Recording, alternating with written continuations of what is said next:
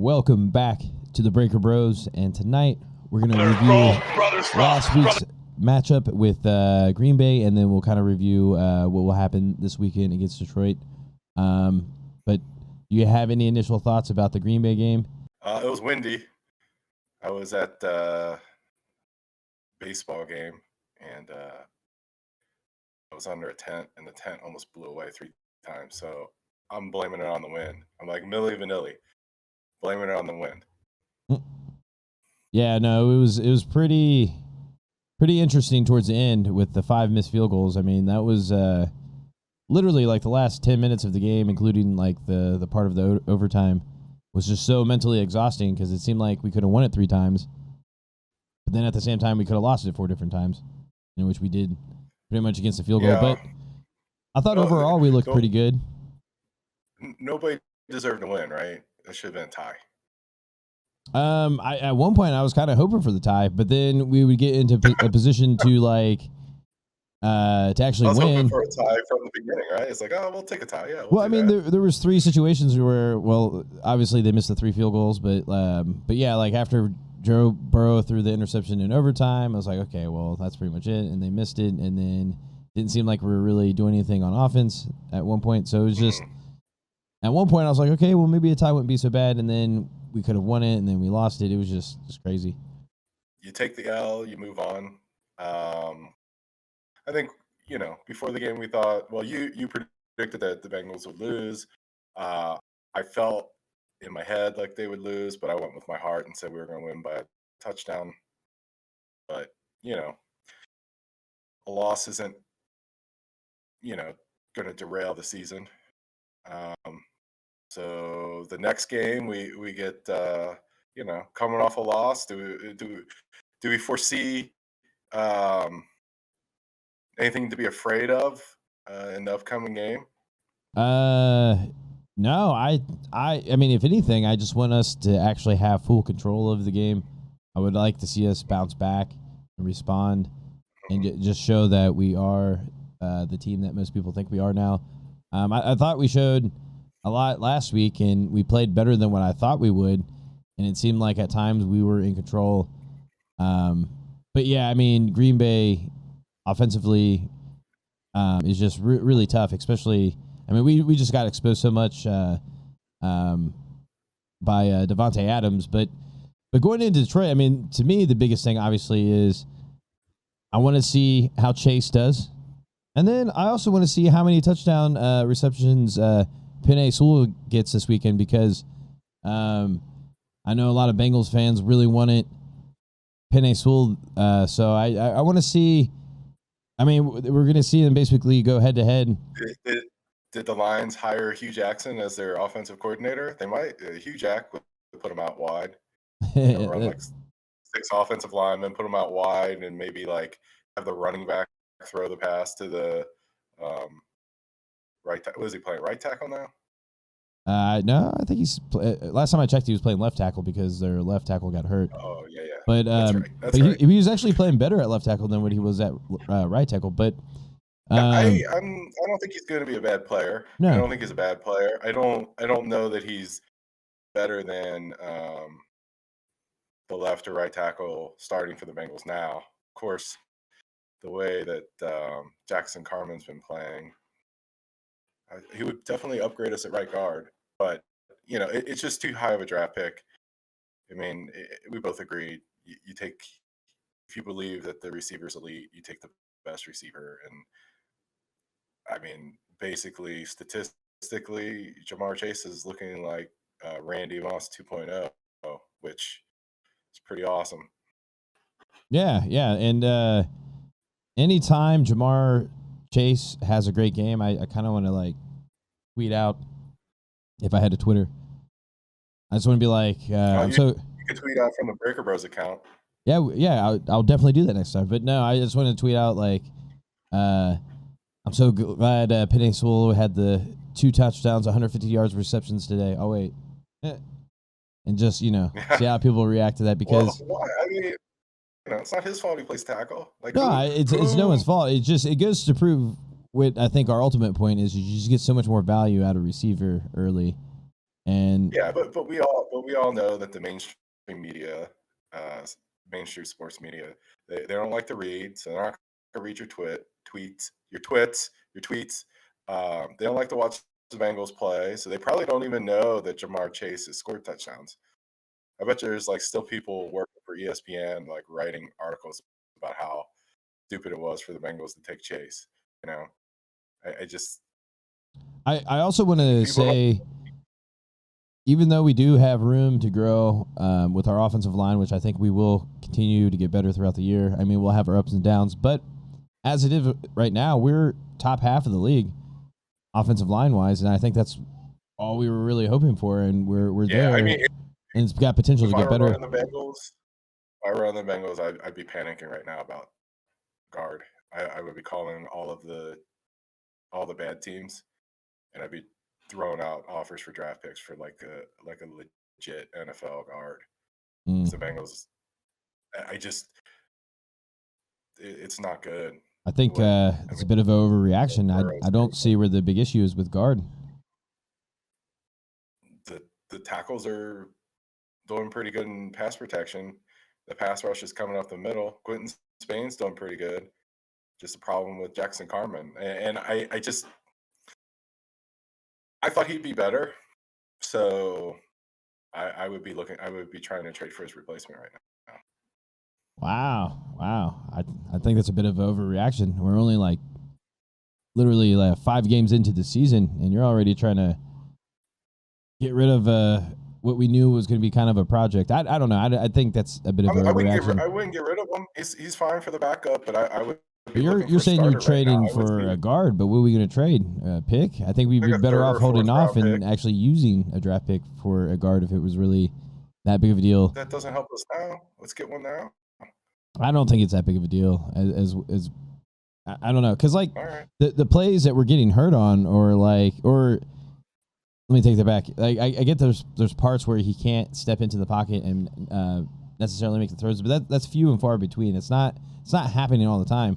The things that I'm concerned about is the fact that he's taking more hits than what he needs to take, and that's more on Joe Burrow rather than the offensive line. And I totally respect what he does, because I don't think anyone doesn't think he's tough, though. Maybe he's just too tough for his own good. But because I think pretty much where I'm getting at is just a lot of people were trying to get the offensive line over receiver, but it goes to prove that we take Penei Sewell. Would we have a top 10 line? I don't know. I still think we'd probably be middle of the pack whether we took him or not. But Yeah, because offensively, he's not are we a the top 10 tackle spots. offense without Jamar Chase? I don't think so. So it just goes to show that we made the right. But why wouldn't you try to pick up a guy that's a starter, like a good NFL starter from like the Lions, right? Scout the Lions. Do they have anybody that can play guard? Yeah, all the crappy teams, like all the teams that are, their seasons are wasting away. See if you can flip a third round pick or a fourth round pick for a guy to play this year. I mean, I'm just, that's like my number one criticism of the entire franchise is there's no sense of urgency. So you always get like 75% of the pieces together for like a deep playoff run, but you never move chips around to get to the 100%, right? We just wait. But then by the time we get this guard next year with the draft pick, we're going to be losing the right tackle we have right now. We need a right tackle and a guard. It's like you need to fix the problem. Like the offense, the receivers are good enough. Like the Bengals can outscore people. The defense is way better than I thought it would be. I mean, you've been high on the defense from the get-go, so I mean, maybe this is what you expected. But I'm looking at this team and I'm like, wait a minute, if we had a good offensive line, this team could make some noise in the playoffs, right? So why wouldn't you flip a fourth round pick, third round pick if you're going to be picking? The player that you talk about doesn't 20s, exist because you would have to trade like a second round pick or like a first round pick to get that player. If you want to upgrade, yes, you do. Why would you trade less to get more? That doesn't make any sense. You would typically have to trade more to get something good. All right, this would be a spin-off episode. All right, so do you have anything to say about the Lions? I mean, they're 0-5. their offense doesn't seem like it can score points. They don't really have any receivers or that scare you. They don't have any experienced receivers for sure that scare you. So I don't know. What do you think about the Lions? The thing I always get concerned about, especially with a team that hasn't won, is that they're typically pretty desperate to win. So you just never know. But just based off the last, the same. I said went 0-16. Yeah, but yeah, I mean, you're right, and I think we're getting to that point where like, how much fight can they continue to put in before they just completely break, right? Because I just like, if you would have asked me 2 weeks ago, I would have thought like this game could have been tougher because like they had a really close game with Baltimore and it seemed like they were in control most of the time. But then they're trending into the way where it seems like they're just starting to break. And that's why I feel like this is a game where I would like us just to have complete control, just dominate, show that we are the better team. But do I have any areas of concern? No. I mean, if anything, could this be our trap game? That would be my only concern, is that we could be our only worst enemy. A trap game after you lose to Aaron Rodgers, my neighbor. Well, the thing is like you get confidence from that like that, because like I said, I think people that were kind of skeptical about the Bengals were actually, pleasantly surprised, because I think some people just thought Green Bay would go in there and just kind of like have their way, and once they realized it was like a really good game, and even some of the Green Bay Packers players were saying like, this is not your same old Bengals, which we kind of hear every like 3 or 5 years when we start to do good or whatever. But it does feel different. But I would just like to see us just have a complete game. This is our week to have a complete game. We're basically a quarter into the season. We should have shit figured out by now. That's where I'm at. Like, okay, especially against the Lions. Okay. So, do you know what the spread is? I couldn't find it. Do you have it? I'll Google it real quick. I know we're projected to win, but I don't know what the spread. If I had to guess, it's probably like 4.5 or something silly like that. Even though I feel like we'll probably win by a couple touchdowns, or at least 2 possessions, I should say. 4.5. That would be my guess. That would be like a very conservative Vegas. Okay, according to DraftKings Nation. Wow. What are they saying? Bengals minus 3.5. 3.5? 3.5. Damn. Did they not see? Well, anyways, I would have as much higher than that. The point total is 49. Yeah. See, this is a game where we should just. But actually, I want to hear it first. What do you think? What do you think the score is going to be? I'm going to let you go first.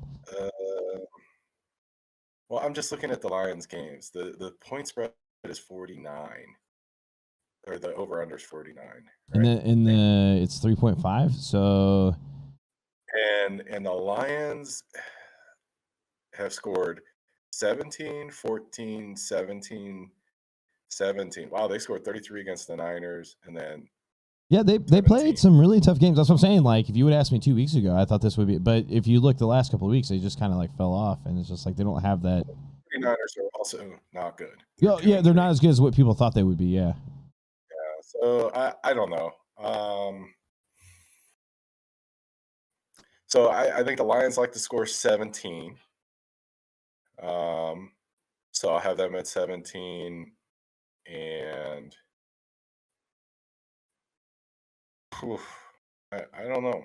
I think it's going to be a beatdown. I'm going to go 31-17. Wow. 31-17. That's still only 48 though, right? Wow.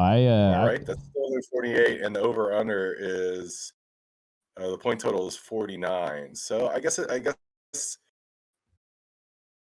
I'm wrong, right? Like, I was knocking the points spread, like how the Lions, and then I just did it. So yeah, but they only had the spread of 3 points, though. Your differential was I don't think the Lions are within 3.5 points of the Bengals. All right, yeah. So wait. Are you ready? Mm-hmm.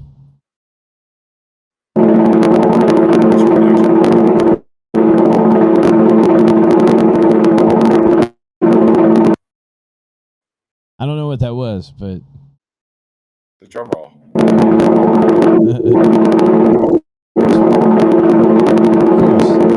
so recognizable. Yeah. Are you gonna make a prediction? Yes. My prediction is, I feel like this is like some type of test or something. I'm gonna go with 35-24 Bengals. I think. I mean, I think we're due to get into the 30s. Like I said, I think we should dominate, but I do think there will be some garbage points towards the end. If we truly dominate, yeah, I think 35-24. I could see it around that because we'll probably give up I can see where they're around 17, but we give up like a late touchdown. Okay. But because they're gonna get into the 20s because we're gonna be such in control that we're gonna be playing prevent pretty much all fourth quarter. They're going to get so much junk yards. I don't know, man. I mean, this Zach Taylor offense. That's true. I mean, but this is me being optimistic that we actually play a complete game. Like 2 quarters where the Bengals will be like 3 and out, punt, 3 and out, punt. It's going to be like a punting showcase. And then Jamar Chase will probably bust out like 2-3 touchdowns. All right, so I guess we talked in circles. We missed a good way to wrap it up nice and tidy, but that's okay. Please like us anyways. Please give us thumbs up, subscribe. We're still stuck below 100. I think we need 1,000 before we can start making payments on Josh's hot tub. So until next time, hope you catch us later.